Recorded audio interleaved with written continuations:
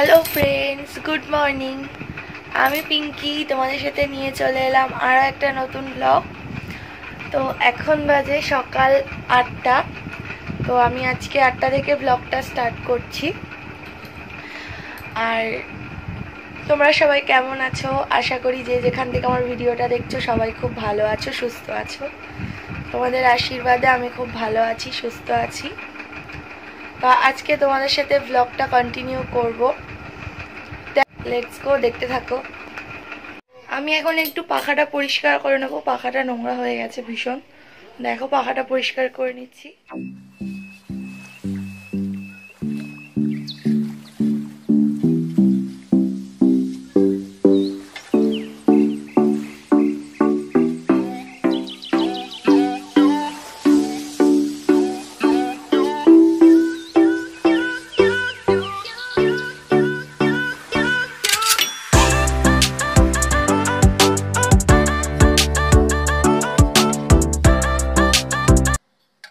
দেখো, এখন 11:15 বাজে, আমার স্নান হয়ে গেছে, সকালের মোটামুটি কাজবাজ হয়ে গেছে।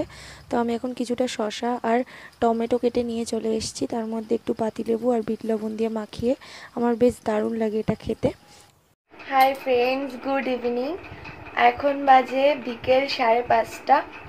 আমি সারাদিন তোমাদের সাথে একটুও কথা বলতে পারিনি, কারণ একটু ব্যস্ত ছিলাম আর তার মধ্যে শরীরটাও আমার ঠিক ভালো লাগছিল না, তো তার জন্য আসতে পারিনি। তো যাই হোক, তোমরা তোমার থাম্বনেল আর টাইটেল দেখে নিশ্চয়ই বুঝেই গেছো যে আজকে আমি তোমাদের সাথে কি শেয়ার করতে চলেছি। একটা দারুণ দুর্দান্ত মজাদার একটা রেসিপি তোমাদের সাথে শেয়ার করতে চলেছি। তো তার আগে, রেসিপি শেয়ার করার আগে, এখন আমি একটু যেহেতু টায়ার্ড লাগছে ভীষণ, মাথাটাও যন্ত্রণা করছে, ও তার জন্য আমি একটু ফ্রেশ হয়ে নেব। তো চা আর বিস্কিট খেয়ে দেন স্টার্ট করব। তো চলো, আজকে আমার শনিবার, আজকে আমার বজরংবলী উপোস না, সরি, বজরংবলী মানি। তো তার জন্য আমি সন্ধ্যাবেলা কর্পূরও জ্বালাই ঘরে। তো চাটা খেয়ে দেন পরিষ্কার হাত মুখ ধুয়ে ড্রেসটা চেঞ্জ করে সন্ধ্যা দিয়ে, সন্ধ্যা মানে কি, কর্পূরটা জাস্ট জ্বালিয়ে হনুমান চালিসা শুনে দেন আমি তোমাদের সাথে আবার শেয়ার করব মজাদার এই থাম্বনেলের রেসিপিটা। ওকে, তো চলো দেখতে থাকো। দেখো, আমি এখন গরম গরম অ্যাফ্রেশ নিয়ে চলে এসেছি। তো অ্যাফ্রেশটা আমি এখন খাবো, আর সাথে ক্রিম কেক আর বিস্কুট। এই বিস্কুটটা স্বাস্থ্যের জন্য খুব ভালো। আর এটা হচ্ছে তোমার শুধু সুগার হলেই যে খাওয়া যায় তা না, এটা হেলথের জন্য এই বিস্কিটটা সব থেকে বেস্ট। কারণ এটাই মেন হচ্ছে যেটা আমাদের হেলথের জন্য সব থেকে ক্ষতিকর, সেটা হলো সুগার। এটা সুগার ফ্রি। আর সুগার ফ্রি সব বিস্কুটের টেস্ট কিন্তু খারাপ না। আমি যে সুগার ফ্রি বিস্কিটটা খাই নিউট্রি চয়েসের, ওটা কিন্তু ভীষণ ভালো, আর তোমরা ট্রাই করে দেখতে পারো। খুব একটা খারাপ না, আমার তো খারাপ লাগে না, আমার তো ভালোই লাগে। তো তোমরাও চেষ্টা করো সুগার ছাড়া বিস্কিট খাওয়ার, তাহলে খুবই ভালো হবে। মেরি বিস্কিটটাও খুব একটা ক্ষতিকারক নয়, তবে এটা বেস্ট। মেরি বিস্কিটও সামান্য পরিমাণ চিনির ভাগ থাকে, এটাতেও থাকে না, একদম বলবো না, এটাতেও থাকে, বাট কম। ও তোমরা খেলেই সেটা বুঝতে পারবে। তো চলো, আর বক বক করবো না, বেশি জ্ঞান দেবো না, কারণ আমাকে তো রেসিপিটা আবার দেখাতে হবে। তো এখন অলরেডি সন্ধ্যা হয়ে এসছে, আমি আবার কর্পূরটাও জ্বালাবো, তো দেরি হয়ে যাবে। তো চলো, ব্লগটা কন্টিনিউ করছি, দেখতে থাকো। তো আমি এখন হাত মুখ ধুয়ে ফ্রেশ হয়ে চলে এসেছি। আমি এখন কর্পূরটা জ্বালাবো, তো তার জন্য কর্পূরটা বার করে নিচ্ছি। ওটা একটা কর্পূর দানির মধ্যে নেব, নিয়ে দেন আমি ওটা জ্বালিয়ে তারপরে সন্ধ্যাবেলা ঘরে দেখাবো। শনি মঙ্গলবার তোমরাও যদি বজরংবলীর চালিসা পড়ে থাকো, তাহলে অবশ্যই তোমরা এই কর্পূরটা জ্বালাবে, খুবই ভালো। সন্ধ্যেবেলা শনি মঙ্গলবার করে কর্পূর জ্বালানো ঘরে। তো চলো দেখতে থাকো।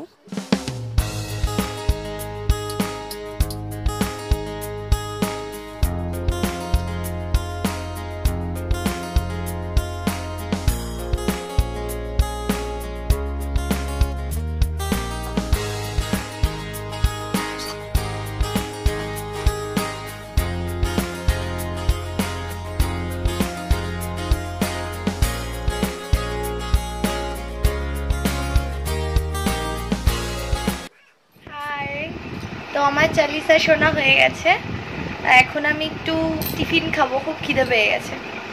তো দেখো ম্যাগি এনেছি, ম্যাগি খাবো। এই দেখো আমি এখন ম্যাগিটা খেয়ে নেব, ম্যাগিটা খেয়ে দেন যাব। তোমাদের অনেকক্ষণ ওয়েট করাচ্ছি, আর ওয়েট করাবো না রেসিপিটার জন্য। তো চলো আগে খেয়ে নিই, তারপরে শুরু করে দেবো। এবার কনফার্ম শুরু করবো রান্নাটা। ম্যাগিটা কিন্তু গরম গরম খেতেই দারুণ লাগে, আর আমার তো স্যুপটা বেশি ভাল লাগে, ম্যাগির যে স্যুপটা ওটা বেশি ভাল লাগে। তো চলো খেয়ে নিই।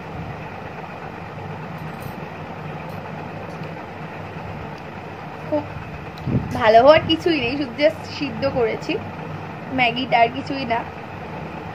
এমনি ম্যাগি চাউমিনের মতো করে খেতেও ভাল লাগে, বাট আমার এটা বেশি ভালো লাগে, ম্যাগির স্যুপটা বেশি ভাল লাগে আমার। ম্যাগি সিদ্ধ করা যে জলটা, ওটা আমি খাই, খুব ভালো। আর এটা খুব হেলদি, ফ্রাই করার থেকে সিদ্ধ করে খাওয়াটা খুব হেলদি শরীরের জন্য। তো চলো খেতে খেতে আর বক বক না করে খেয়ে নিই, মন দিয়ে খেয়ে নিই, তারপরে আবার বক বক করবো। আমি তেঁতুলের আচারের রেসিপিটা বানাবো, তো তার জন্য আমি তেঁতুলটাকে 1 ঘন্টা আগে ভিজিয়ে রেখেছিলাম। এখন আমি তেঁতুলটাকে ভালো করে চটকে নিচ্ছি। এবার কড়াইটা গরম হওয়ার পর আমি কয়েকটা শুকনো লঙ্কা এর মধ্যে টেলে নেব, কারণ শুকনো লঙ্কাটা টেলে আমি চিলি ফ্লেক্স বানিয়ে নেব। তো চলো, টেলে আমি একটা থালার মধ্যে নামিয়ে নিয়েছি। এরপরে আমার কড়াইটা গরমই ছিল, ওর মধ্যে আমি সরষের তেল দিয়ে দিচ্ছি। সরষের তেলটা পরিমাণ মতো দেবে, যার যতটা তেঁতুল সেই বুঝে। তো সরষের তেলটা গরম হয়ে এলে আমি এর মধ্যে 5 ফোড়ন দিয়ে দিলাম। 5 ফোড়ন দিয়ে গন্ধটা খুব ভালো আসে। তো তার মধ্যে আমি তেঁতুলের কাঠটা দিয়ে দিয়েছি, যেটা আমি ভালো করে মেখে নিয়েছিলাম। সেই তেঁতুলের কাঠটা দিয়ে ভালো করে নাড়তে হবে, যাতে কড়াইতে না লেগে যায়। দেখো, এবার আমি তেলে রাখা শুকনো লঙ্কাগুলো খুব পেস্ট করে নিয়েছি, চিলি ফ্লেক্স বানিয়ে নিয়েছি। এবার এর মধ্যে আমি পরিমাণ মতো চিনি দিয়ে দেবো। আমি এখানে 1 কাপ চিনি ইউজ করেছি তেঁতুলের কাঠটা অনুযায়ী। এবার ভালো করে নেড়ে চেড়ে চিনিটাকে গলিয়ে নিতে হবে। চিনি থেকে কিন্তু জল বেরোবে, জল কিন্তু একদম রাখা যাবে না আচারের মধ্যে, জলটাকে শুকিয়ে ফেলতে হবে। তো ভালো করে তার জন্য কড়াইতেও যাতে না লেগে যায় সেটাও খেয়াল রাখতে হবে। আর পাক বেশি দেওয়া যাবে না, পাক বেশি দিলে কিন্তু আচারের স্বাদটা নষ্ট হয়ে যাবে। এবার আমি এর মধ্যে স্বাদ মতো লবণ অ্যাড করে দিলাম। যে লবণের স্বাদটা সম্পূর্ণ নিজেদের উপর ডিপেন্ড করছে। তো লবণ দিয়েও ভালো করে নেড়ে নিতে হবে, যাতে কড়াইতে না লেগে যায়। এবার আমি চিলি ফ্লেক্সগুলো দিয়ে দিয়েছি। চিলি ফ্লেক্সটাও যে যতটা ঝাল খাও সেই পরিমাণে দেবে। আমি একটু ঝালটা বেশি খাই, তো একটু বেশি দিয়েছি। তারপরে আমি এর মধ্যে দু ঢাকনা ভিনিগার দিয়ে দিচ্ছি। ভিনিগার দিলে আচারটা অনেক দিন পর্যন্ত ঘরে রেখে দিলেও পচবে না, নষ্ট হয়ে যাবে না, অনেক দিন পর্যন্ত ভালো থাকবে, স্টোর করে রেখে দিতে পারবে ঘরে। এবার হয়ে এসছে প্রায় আমার রেসিপিটা। তো দেখো, একটু নাড়াচাড়া করে নিতে হবে, করে নিলেই রেডি আমার তেঁতুলের আচার। দেখো কত সুন্দর হয়েছে দেখতে। তোমরা আমার বাড়িতে চলে এসো। তোমাদের এই তেঁতুলের আচারের রেসিপিটা কেমন লাগলো অবশ্যই আমাকে কমেন্টের মাধ্যমে জানিও, আর তোমরা অবশ্যই বাড়িতে ট্রাই করে খেয়ে দেখো কেমন লাগলো। অবশ্যই আশা করি ভালো লাগবে, আমার তো ভীষণ ভালো লেগেছে আচারটা। আর তোমরা যদি আমার বাড়িতে চলে আসো তাহলে আরো ভালো, আমি খাওয়াবো নিজের হাতের বানানো আচার।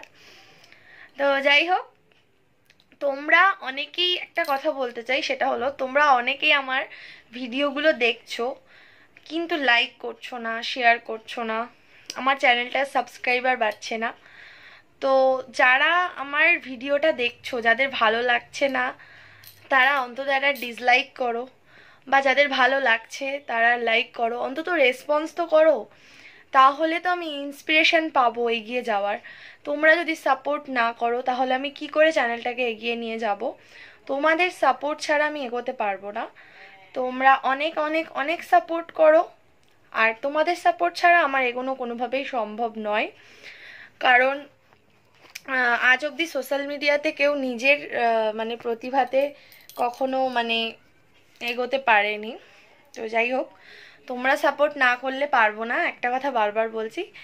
যাদের ভিডিওটা ভালো লাগবে না অন্তত একটা ডিসলাইক করো, তাও বুঝবো যে না অ্যাটলিস্ট তুমি রেসপন্স করছো তোমরা।